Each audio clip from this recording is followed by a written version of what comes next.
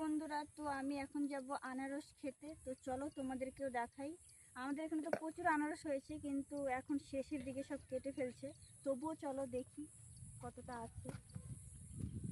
আসো, আসো, আসো। আনারস দেখো আমাদের এদিকে কত পড়ে থাকে।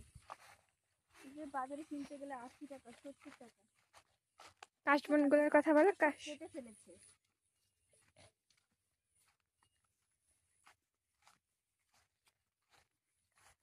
দেখো কাঁচা কাঁচা আনারস। ভাঙ একটা।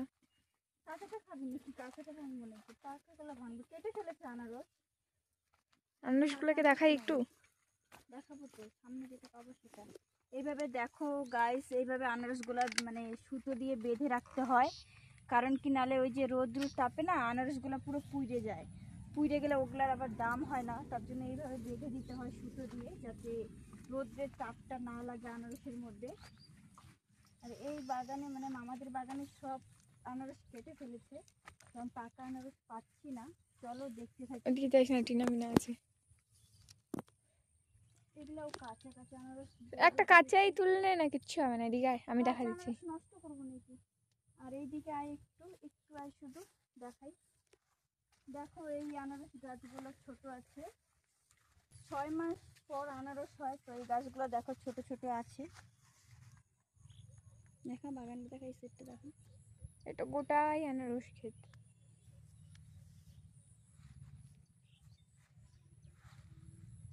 সব আনারস। চল, এটা দেখো, একটা ভাঙছে আনারস, ছোট। ওটা ভাঙ, সেই মিষ্টি করবে। হ্যালো বন্ধুরা, তো দেখো আমি একটা ছোট্ট আনারস ভাঙছি, যেহেতু সব আনারস কেটে ফেলেছে, আনারস নাই। আমি একটা ছোট্ট আনারস ভেঙে ফেলেছি। আর দেখো তোমরা এই আনারসটা কেমন হয়েছে। তোমরা কি এমন আনারস দেখেছো?